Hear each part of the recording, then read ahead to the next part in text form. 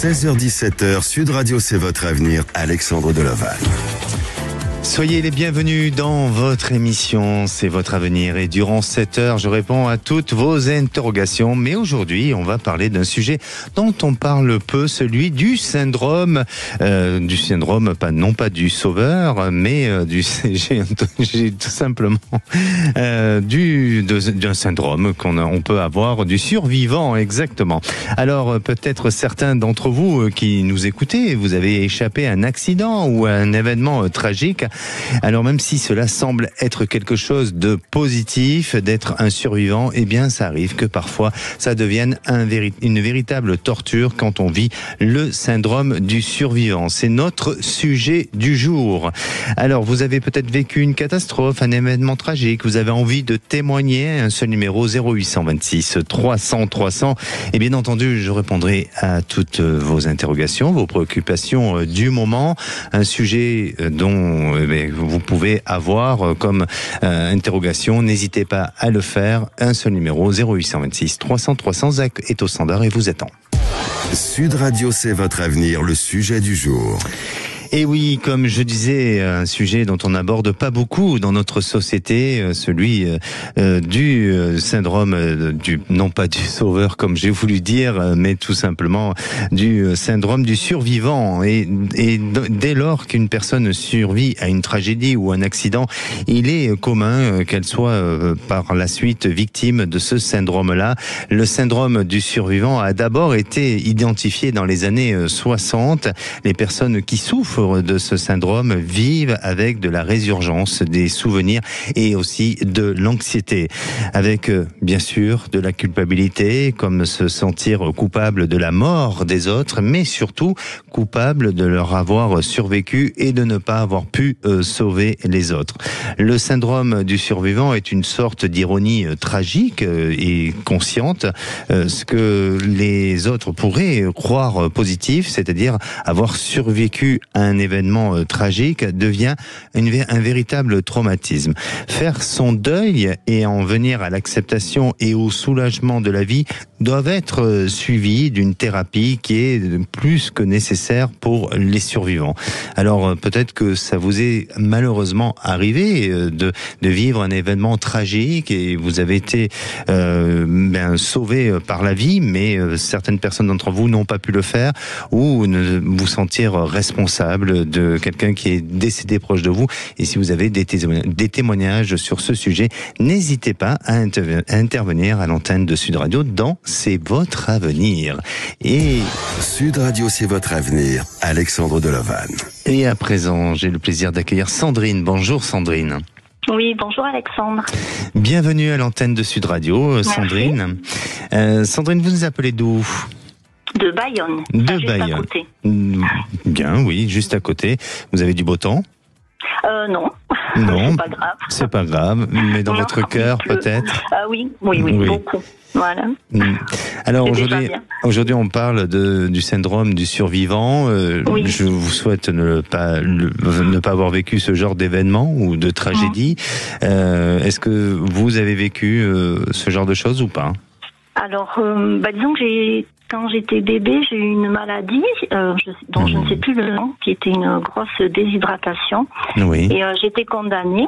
Oui. Donc on avait dit à mes parents que je ne passerais pas la nuit, j'avais à peu près 2 mois. Donc bien sûr je ne m'en souviens pas. Mon corps s'en souvient parce que j'ai des cicatrices dues à des perfusions, donc voilà. Mais bon, aujourd'hui je suis vivante, donc je ne souffre pas d'un syndrome du survivant. Au contraire, moi je remercie la vie, je me dis que c'est mon chemin de vie, que c'est pas mon heure, je devais pas partir, je suis là et j'en suis heureuse, bien sûr. Bien sûr. Est-ce que, alors, même si vous étiez très petite et bien sûr, peut-être que vous n'avez pas de souvenirs, forcément par rapport à cet événement-là, mais est-ce que vous avez ce sentiment que vous êtes construit justement avec une certaine force, une certaine énergie de dépassement de soi, de volonté de vivre, de peut-être pas d'une revanche, mais tout simplement peut-être différemment que si vous étiez arrivé dans ce monde de manière classique ou normale? Oui, je pense que oui, parce que même si je n'ai pas de souvenirs, c'est une partie de ma vie à laquelle je pense, une partie de ma vie que j'ai racontée à mes enfants. Et je pense qu'il n'y a pas de hasard. Et je pense que si je suis en vie, je suis de plus en plus croyante. Je pense aussi que c'est grâce à ma grand-mère qui a beaucoup prié pour moi. Auprès de la Vierge Marie à la cathédrale de Bayonne. Et je pense que pour moi, ça fait partie de ma guérison. D'accord. Voilà. C'est comment dire, une croyance intime qui m'appartient, mais oui, je pense que votre grand-mère ma guérison n'est plus de ce monde aujourd'hui. Non, mais vous la sentez présente. Oui, elle a beaucoup compté dans mon enfance et dans celle de mes sœurs, donc voilà, c'était une grand-mère bienveillante dans la mesure de ses possibilités, voilà. D'accord. Sandrine, aujourd'hui vous êtes dans une démarche de vouloir améliorer votre qualité de vie, et notamment concernant votre environnement et votre lieu de vie. Racontez-nous un petit peu quels sont vos projets et quel est votre questionnement. Alors, dans le village où je travaille, il y a un projet immobilier qui devrait se réaliser à 2 ans à peu près. Oui. Et c'est un habitat participatif. Donc c'est un partenariat entre un bailleur social et une association, Gourekine, qui s'occupe de lutter contre l'isolement des personnes âgées. Donc dans ce projet immobilier, c'est intergénérationnel. Il y aurait une crèche, des logements pour des seniors pour les sortir d'un isolement et de la solitude, et ensuite des appartements à vendre pour des familles ou des gens comme moi, voilà, accessible à tout le monde, voilà. Donc, je voulais savoir si vous aviez un ressenti par rapport à ça.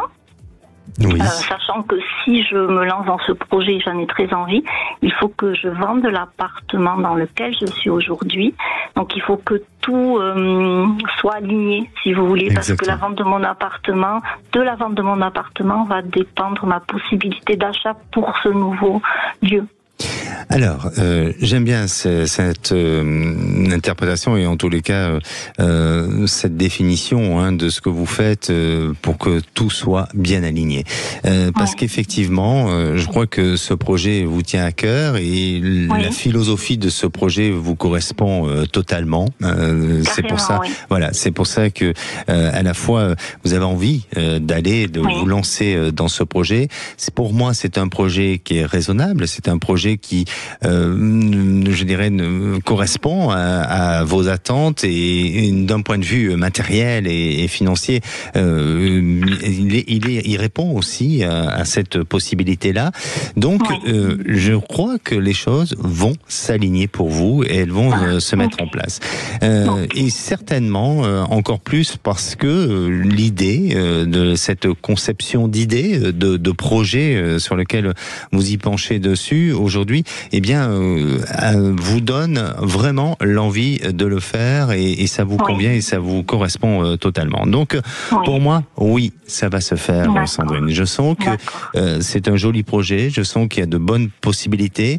Après, sur le vieillissement du projet, c'est-à-dire que ce projet s'installe, mais par la suite, j'ai l'impression que ça peut se compliquer un petit peu. Donc, je ne sais pas si vous serez amené à capitaliser sur du long terme.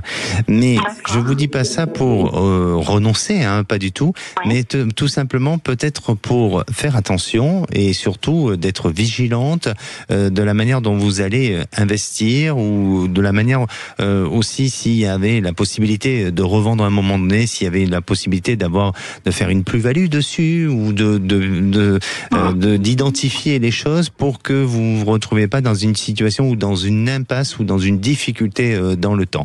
C'est la seule chose qui me semble apparaître, je dirais pas de manière négative, mais avec prudence. Et pour moi, malgré tout, ce projet est complètement viable et vous amènera à une belle réalisation. Ce serait une difficulté, financière plutôt, non, du bien vivre ensemble. Non, pas du tout, mais peut-être sur la gestion, du lieu, de la copropriété, où ça peut être un peu plus compliqué sur le vieillissement du lieu, vous voyez, ou en termes de gestion, qui fait que ça soit plus à la hauteur de ce qu'on attend ou de ce qu'on pouvait proposer au départ. Mais je crois, ne vous arrêtez pas sur ce que je vous dis là, c'est de le prendre en compte, et puis ensuite vous de vivre votre propre expérience. Et ce qu'il y a de plus important, c'est-à-dire que quand je vous dis les choses, ça c'est valable pour tout le monde. Hein. Je crois que vous êtes votre propre maître et c'est vous qui êtes, je dirais, à l'exécution de tout ça. Et donc après, à vous de décider et de vous responsabiliser sur vos propres choix et vos propres décisions. Exactement. Juste, excusez-moi, pour la vente de mon appartement, vous sentez que ça va se faire facilement? Ça va se faire, oui. D'accord, oui, ça se fait. Pour moi, cet appartement peut, alors je ne sais pas si c'est facilement, mais il se vend. Oui, il se vend, ça va s'aligner. Voilà, ça s'aligne. Bon, exactement. Ok. Merci beaucoup en tout cas. Merci à vous, Sandrine. Bonne émission. Merci beaucoup. Merci, au revoir. Prenez soin de vous. Et j'ai le plaisir d'accueillir Colette. Bonjour Colette. Bonjour Alexandre, je vous écoute souvent et je trouve que c'est intéressant ce que vous faites, ce que vous dites.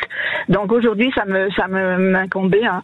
Donc parce que j'ai failli mourir il y a 15 ans. Oui. On m'a mis dans le coma artificiel. C'est tout bête, de ma hauteur.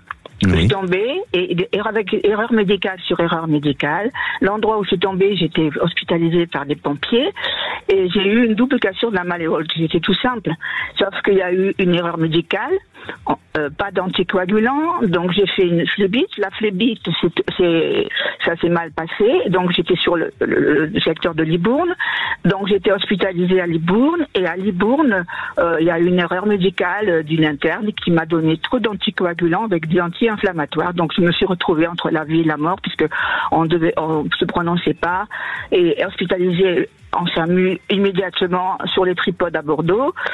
Et puis j'ai été, m'a dit mon sauveur, mon chirurgien sauveur m'a dit que vous êtes une miraculée.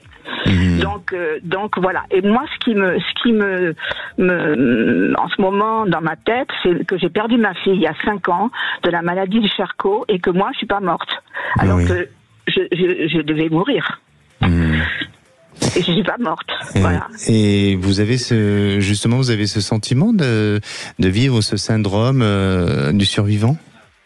Oui, tout à fait, parce que je me dis, pourquoi avoir perdu ma fille et moi j'étais plutôt dans l'ordre des choses, c'était moi qui devais partir avant, donc j'y pense souvent. Alors, vous croyez qu'il y a un ordre des choses? Je comprends ce que vous dites et par rapport à l'évolution de la vie et de chacun, mais ça se décide peut-être pas comme ça. Je veux dire, la loi de la vie, elle se décide malheureusement. Attention, je dis malheureusement. On est tous marqués par un destin, on est tous marqués par notre expérience de vie. Et est-ce que c'est d'un point de vue karmique ou est-ce que ça c'est... Oui, c'est ce que je me demande, parce que moi je suis quelqu'un qui a plein de messages de l'au-delà. Et je soigne des gens, j'ai plein de messages. Et donc, je sais que quand j'étais entre la vie et la mort, quand on savait pas si on allait me sauver parce que j'avais une tension qui était tellement très basse qu'on savait pas, puisque j'avais une hémorragie ventrale. Il y a un vaisseau qui a éclaté dans mon ventre. Donc du coup, je voyais, c'est comme quand on a une hémorragie, il paraît que c'est vrai. J'étais dans un état de tellement second que je vais mourir. Oui, voilà. Et je me sentais mourir, mais en même temps, je voyais cette lumière, ce tunnel, je l'ai eu, le fameux tunnel. Je voulais partir. Je me disais, oh là là, je meurs, mais c'est tellement agréable. Mais après, on m'a mis du sang et là, on m'a remis à la vie. Et là, du coup, j'ai dit non, je vais pas mourir, je ne mourrai pas. Voilà, donc je me suis accrochée. Voilà. Mais c'est pour ça, je pense que... est-ce que vous souffrez aujourd'hui d'anxiété ? Oui. Oui, parce que les personnes comme vous, qui à un moment donné est face à ce syndrome du survivant, génèrent une forte anxiété et il faut peut-être travailler sur votre anxiété. Après, avec Dessy, on peut refaire un monde, et je crois que même si je comprends tout à fait en tant que maman de penser que c'est injuste que votre fille malheureusement soit partie, mais c'est comme malheureusement dans des familles où des enfants très jeunes s'en vont. Est-ce que c'est pas aussi, ils sont pas appelés, et après chacun a sa croyance, sa philosophie de vie. Mais oui, j'y crois tout à fait, mais en même temps, ce que vous dites, j'y crois tout à fait. Mais en même temps, c'est pour mon cas personnel, parfois, c'est irraisonné. Voilà. Bien sûr, je peux le comprendre. Je peux le comprendre parce que déjà émotionnellement, c'est traumatisant et puis ça reste votre enfant et ça je peux le comprendre. Mais ne vous comparez pas au départ de votre fille. La vie, elle est ainsi et malheureusement, vous avez vécu cet événement tragique concernant votre fille et vous, de vos expériences, et vous êtes revenu à la vie et comme vous avez dit, c'était pas votre heure, c'était pas votre moment. Mais moi, le conseil que je pourrais vous donner aujourd'hui, Colette, c'est d'essayer de travailler sur cette anxiété, de soulager cette anxiété, parce que l'anxiété souvent vient d'un problème parental qu'on a pu avoir auparavant. Maintenant, vous avez un âge, je veux dire, assez mûr pour avoir avancé dans la vie et vécu votre propre expérience. Mais cette anxiété, vous pouvez très bien y travailler dessus au travers de certaines activités et puis d'avoir une autre manière de philosopher. Créatrice, ça me fait du bien. J'écris pour la jeunesse, j'ai été éditée, même à mon âge, j'ai plein de projets d'écriture, quoi. Donc je pense que c'est quelque chose qui va me sauver là, oui. Continuez comme ça. Merci à vous, Colette, pour votre témoignage. Et puis je pense que ça parle à beaucoup de personnes qui malheureusement vivent ce genre de choses. Merci pour votre émission. Merci, prenez soin de vous. Merci beaucoup. Merci, au revoir. Allez, vous peut-être vous posez aussi des questions. Vous avez vécu un événement tragique et vous avez ce syndrome du survivant. Eh bien, n'hésitez pas à appeler le 0826 300 300. Dans quelques minutes, j'aurai le plaisir d'accueillir à l'antenne Fred. Fred s'est séparé il y a quelques temps de sa compagne et aujourd'hui, ils ont la maison en vente, mais il n'arrive pas à vendre cette maison. Va-t-il y arriver, y parvenir? Eh bien, la réponse est dans quelques minutes. Appelez maintenant Sud Radio au 0826 300 300 et participez à C'est votre avenir. Bonjour. 7h, Sud Radio, C'est votre avenir, Alexandre Deleval. Et de retour dans votre émission, c'est votre avenir. Alors, vous savez qu'aujourd'hui, on parle du syndrome du survivant. Et oui, ce syndrome apparaît souvent lorsqu'on s'est senti impuissant face à une personne qui est décédée ou témoin de la mort d'un être cher. Les douloureuses conséquences provoquent chez le sujet un changement de comportement tel que de l'irritabilité, de la colère ou de l'agressivité. Et la personne peut aussi souffrir d'anxiété au sujet de la mort, avoir aussi des difficultés à se concentrer ou encore montrer une forte sensibilité émotionnelle, voire une apathie. Alors, ces relations sociales peuvent aussi se détériorer en raison de sa propension à l'isolement et ce syndrome est à prendre très au sérieux car il peut déboucher sur une névrose obsessionnelle ou tout simplement aussi sur une dépression. Il y a des thérapies qui peuvent vous accompagner justement pour évacuer, pour éliminer tout ce stress et toute cette névrose que ce syndrome peut véhiculer en nous. Et à présent, j'ai le plaisir d'accueillir Fred. Bonjour Fred. Bonjour Alexandre. Bienvenue. Bonjour à toute l'équipe. Merci à vous. Bienvenue à l'antenne de Sud Radio. Fred, vous nous appelez d'où ? De la région Occitanie. De l'Occitanie. D'accord. Fred, alors vous avez été en couple pendant 18 ans ? Oui, 18 ans, un peu plus. Ouais. Un peu plus, et voilà. Et vous vous êtes séparés, ça arrive, comme on va dire, pas la majorité, mais presque, des couples qui, au bout d'un certain nombre d'années, ne se comprennent plus. Pour quelles raisons vous êtes séparés d'ailleurs ? Pour des... Alors, ouais, c'est un peu compliqué. L'histoire, c'était qu'en fait, madame a besoin d'un peu plus de liberté, se retrouver sur elle-même, se recentrer, et puis voilà. Donc on essaye, hein, on vit la relation différemment maintenant. Voilà, parce que, mais c'est très compliqué à expliquer en fait.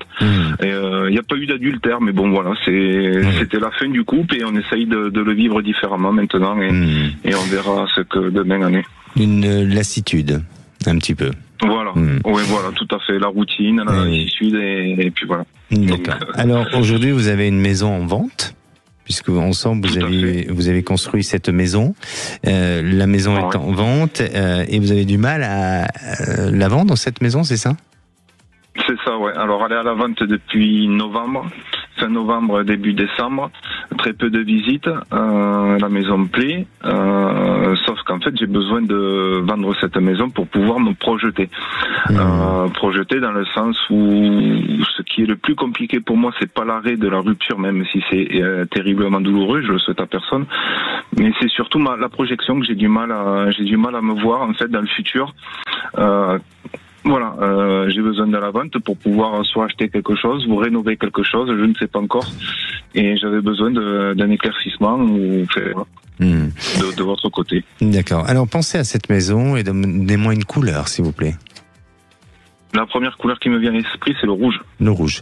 Alors, bien sûr, j'ai eu en possession quelques photos de votre maison où j'ai pu travailler un peu dessus, voir comment si elle pouvait se vendre assez rapidement. Et effectivement, hein, je ressens qu'il y a quelques difficultés au niveau de la vente de cette maison, parce que à la fois elle peut plaire et à la fois on dirait que l'environnement, il y a des aspects de l'environnement qui peuvent apporter quelques petites fragilité ou quelques petites difficultés. Et pour moi, c'est ce qui peut aussi freiner la vente de cette maison. Par contre, il y a du retard, il y a du contretemps. Ça fait combien de temps que vous essayez de vendre cette maison? Depuis 1 an et demi, ou c'est ça? Début décembre. Non, début décembre, c'est tout frais. Ça fait un peu plus de 3 mois. Ah d'accord, ok. Donc pour moi, ça va demander un petit peu de temps, mais vous allez quand même arriver bien sûr à la vendre. J'ai l'impression que à partir de la fin de l'été, vous êtes sur une possibilité de négociation ou en tous les cas de signature. Peut-être que là, attention, hein, peut-être que vous allez avoir quelqu'un qui va peut-être être intéressé, mais essayer de vérifier si cette personne est solvable ou en tous les cas a la capacité de pouvoir avoir d'emprunt ou autre, parce que pour moi j'ai peur qu'on vous fasse patienter, qu'on vous fasse espérer, et que pour en finir ça s'amène non pas à un échec, mais en tous les cas à une non-signature et une non-finalité de cette promesse de vente. Donc il y a 2 étapes à passer, et à la suite de ces 2 étapes, ensuite, pour moi, vous êtes amené à pouvoir vendre cette maison. D'accord. Bon, ça va être un peu long, Et vous avez une vision du futur, savoir ce que je vais faire. Mon projet, c'est de refaire du neuf, mais bon. Alors, c'est trop précoce, c'est trop prématuré, je pense. Oui, non, je pense que vous risquez d'aller vers une habitation qui est déjà construite, mais vous allez vous-même vous la conceptualiser, cette maison, et parce que vous avez cette âme du bricoleur, cette âme de vouloir transformer les choses, de vouloir les mettre à votre goût, à votre image, et je pense que vous le ferez de cette manière-là. Mais pour moi, il y a déjà une base, il y a déjà une construction qui est déjà en place, et donc du coup j'ai l'impression que vous pouvez acheter quelque chose d'une maison avec pas forcément d'une ancienne maison, mais d'une maison qui a peut-être quelques petites décennies de construction et de vécu. D'accord. Et vous me voyez seul ou accompagné? Pour l'instant, je vous vois seul, mais vous serez amené à être accompagné. Mais pour l'instant, je vous vois, en tous les cas, dans ce projet-là, hein, je vous vois être seul. Non, mais c'est ce que je compte faire. Hein. Ah bon, d'accord. On y laisse les plumes, quand on se sépare, donc. Mais c'est beau d'aimer aussi. C'est beau, l'amour. Oui, mais chacun chez soi, et après, oui, pourquoi pas, mais au moins, voilà, j'aurai un petit toit à moi, et. Vous avez quel âge, Fred? 41. 40 heures, bon, alors vous avez encore de belles années. Et puis, vous savez, bon, j'entends votre discours, mais parfois on a ce raisonnement-là, et puis en fonction de la personne qu'on rencontre, on oublie et on se laisse transporter par l'amour.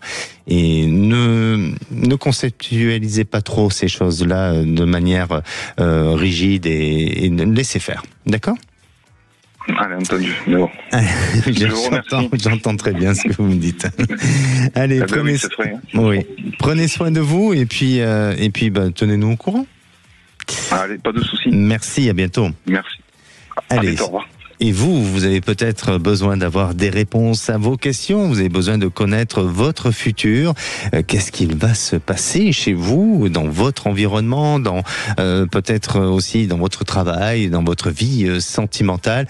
Eh bien, je peux vous répondre, il suffit tout simplement d'appeler le 0826 300 300. On va revenir avec Nicole qui nous a déjà appelé et qui aurait voulu faire un petit suivi de sa situation. Puis on aura aussi Rose qui se pose pas mal de questions sur le lieu de vie dans lequel elle est, où elle est à la recherche d'un travail, mais va-t-elle changer d'endroit, de lieu, de département, ou va-t-elle rester ? Eh bien la réponse est dans quelques minutes, et puis j'attends aussi tous vos appels. Merci. C'est Jean-Jacques Bourdin. Sud Radio. Vous êtes 1 million d'abonnés sur la chaîne YouTube de Sud Radio. Merci pour ce succès. Et votre fidélité, bien sûr. Continuez à nous écouter, notamment grâce à l'appli Sud Radio sur vos téléphones. Sud Radio. Parlons vrai. 7h-17h, Sud Radio, c'est votre avenir. Alexandre Delaval. Et de retour dans C'est votre avenir pour cette deuxième partie d'émission. Bienvenue à tous ceux qui nous rejoignent, et je rappelle que nous sommes en direct. Vous savez que nous avons atteint les plus de 1 million d'abonnés sur YouTube. Alors maintenant, on attend ces 2 millions.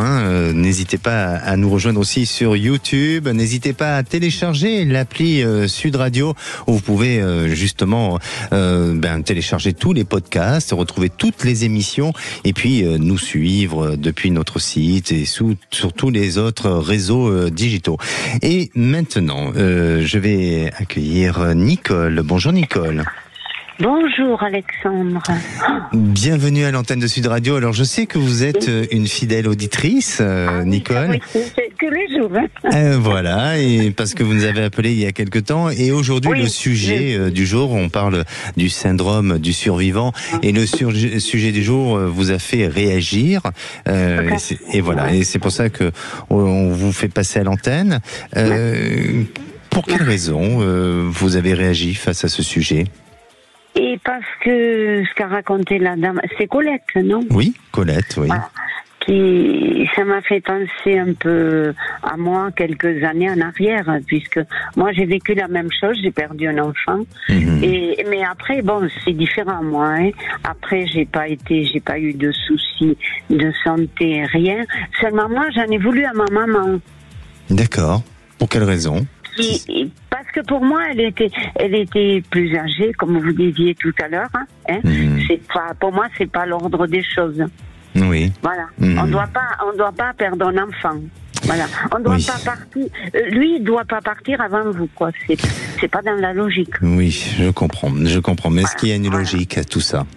Rien n'est logique. Et donc, vous avez eu cette culpabilité d'avoir perdu votre fils aussi jeune, et d'être peut-être toujours là. Tout à fait, tout à fait. Tout à fait. Et est-ce qu'aujourd'hui, vous avez le sentiment que ça s'éloigne de vous, cette culpabilité, ou est-ce que c'est toujours présent en vous ? C'est toujours présent, c'est toujours présent. Oui. Après, je la gère différemment maintenant, vous savez, avec le temps. Après, bien sûr. Ça fait 23 ans, donc voilà. Bien sûr, Nicole. Mais est-ce que vous avez eu le sentiment qu'à un moment donné, vous êtes retrouvée impuissante face au départ de votre fils ? Tout à fait. Il est parti soudainement ? De quelle manière il est parti ? Il est parti, il a eu une embolie. Ah oui, d'accord. Voilà, il était tout seul et voilà, et il travaillait, il était pas là où on habite, il était à Lyon, et enfin voilà, bon, je sais pas. Enfin, on peut pas réécrire l'histoire, évidemment, mais on ne fait que poursuivre notre propre histoire. Et aujourd'hui, est-ce que vous sentez que votre fils il est près de vous et qui vous protège aujourd'hui ? Oui, tout à fait. oui. D'accord. Oui. Alors, et souvent, je lui dis merci. Je lui dis merci, Christophe. Mais, Voilà. En tous les cas, peut-être qu'il vous écoute et on y croit pas, mais c'est important et ça nous donne la force d'avancer aussi. Hein. Tout à fait, quand c'est parce qu'on est dans une peine indescriptible là. Quand on un enfant, c'est une chose qui est à vous, c'est vous qui l'avez conçu, il est de votre chair, voilà, c'est spécial un enfant. C'est votre enfant.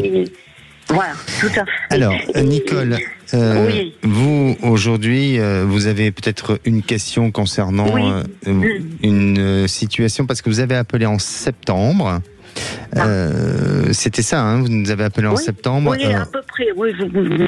Au sujet de votre autre fils, concernant son travail, hein, c'est ça ? Exact. Et vous voulez avoir une réponse à tout ça ?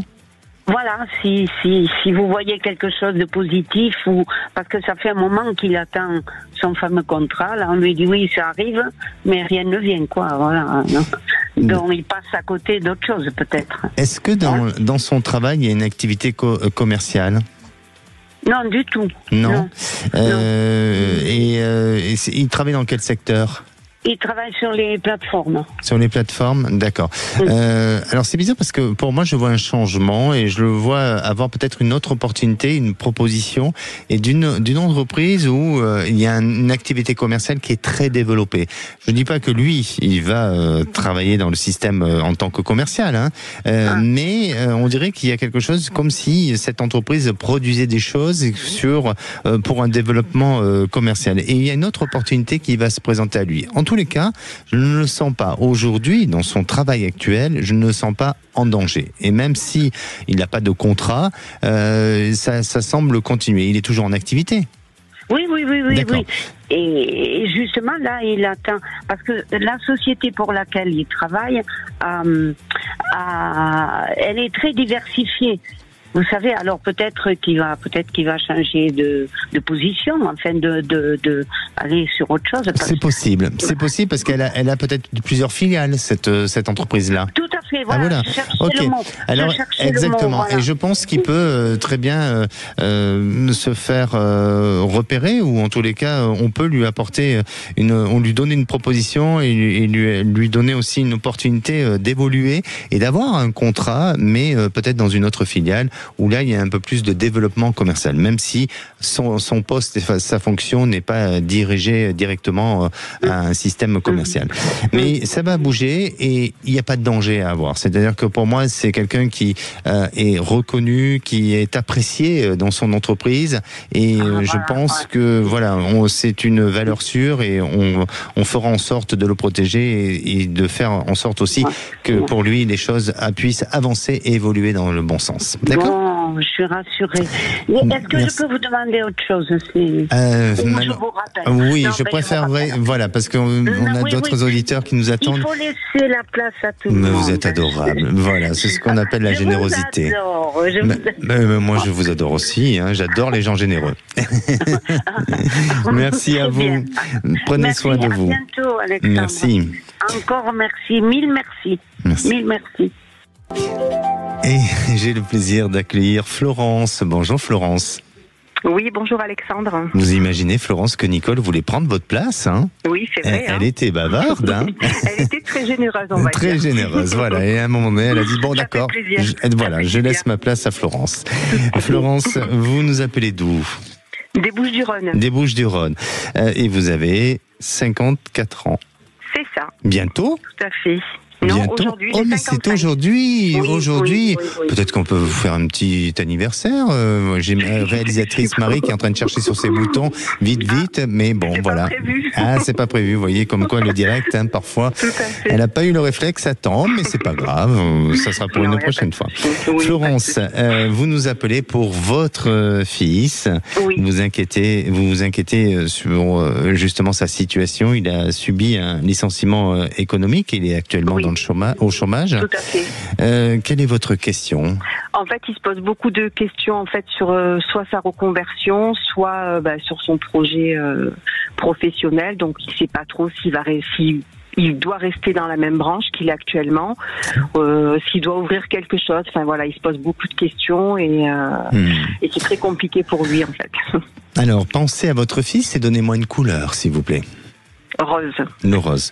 Alors, pour moi, oui, je pense qu'il faut qu'il reste dans cette même branche. Par contre, il a cette âme de vouloir d'être son propre patron. Il a cette envie, il a cette envergure qui l'amène à le devenir. Il manque juste peut-être un petit peu de maturité. Il a quel âge aujourd'hui ?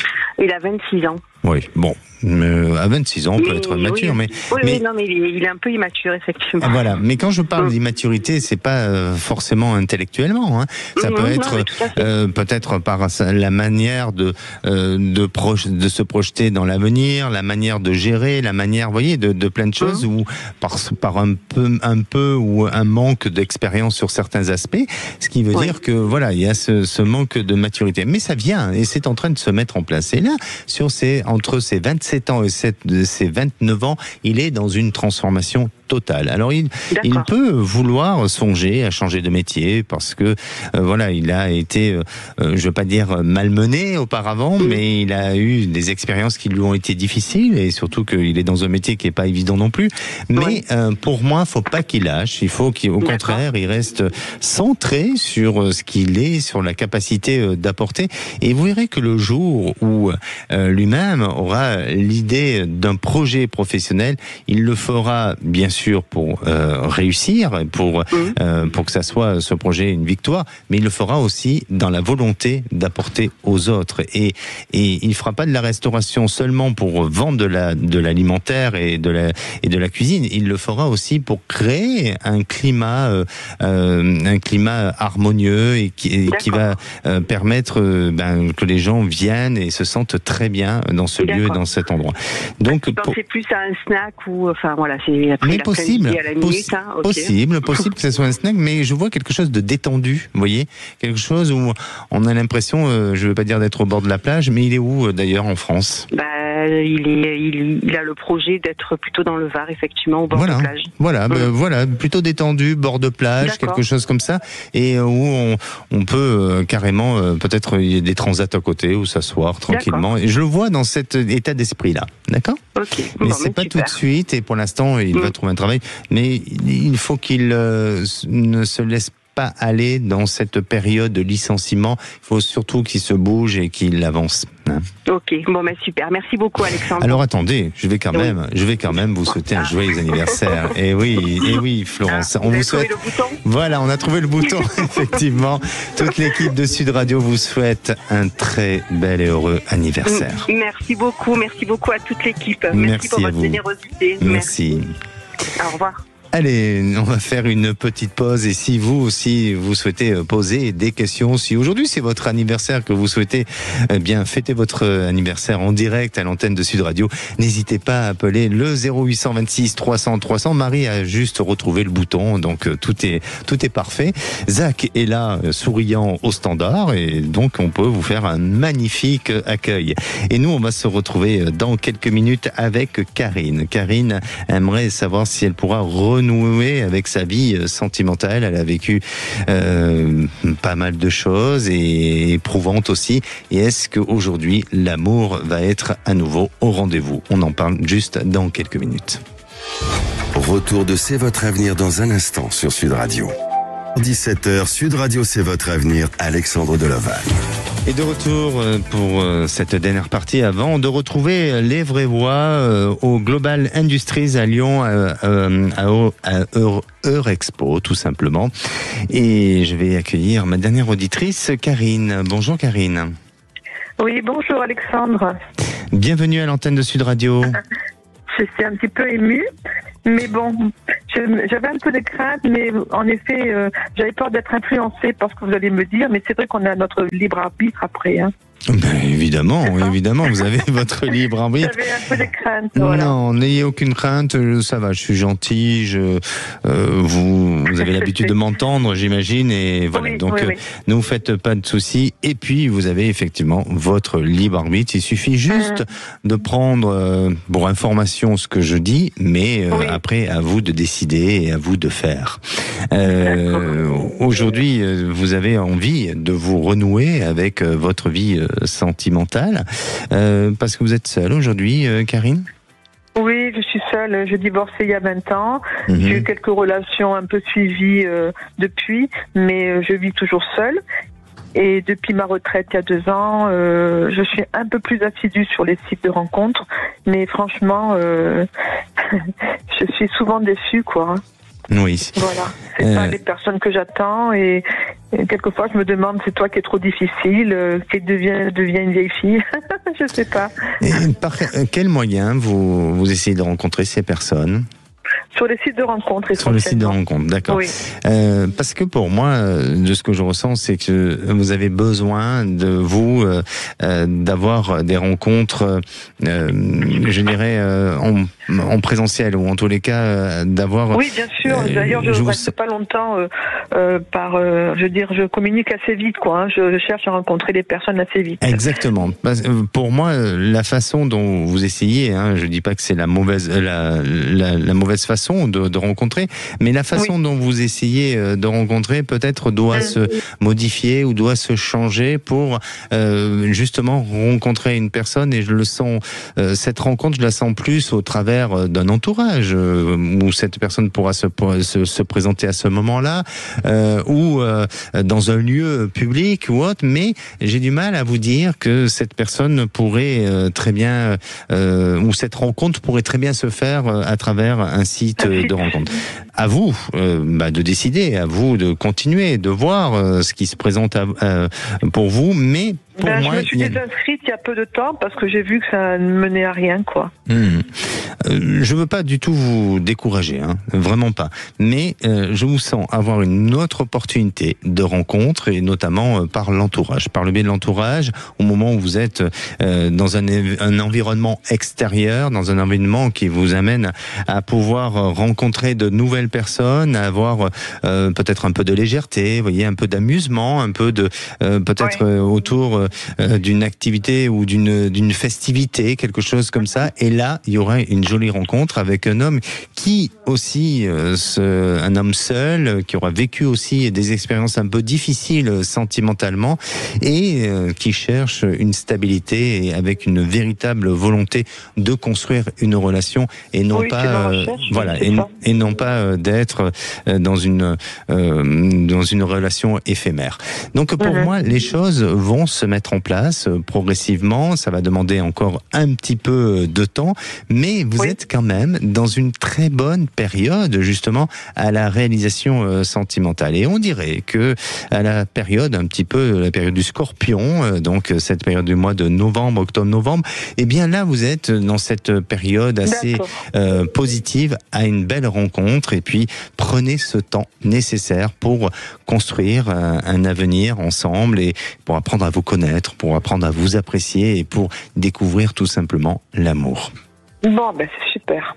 C'est de bonnes prévisions pour moi. Voilà, donc il vous reste encore un petit peu de temps pour de patienter, d'être curieuse, de rencontrer du monde et de vous intéresser à d'autres choses, et puis surtout aussi à vous aimer. C'est important pour pouvoir aimer l'autre. C'est d'abord avant tout de s'aimer.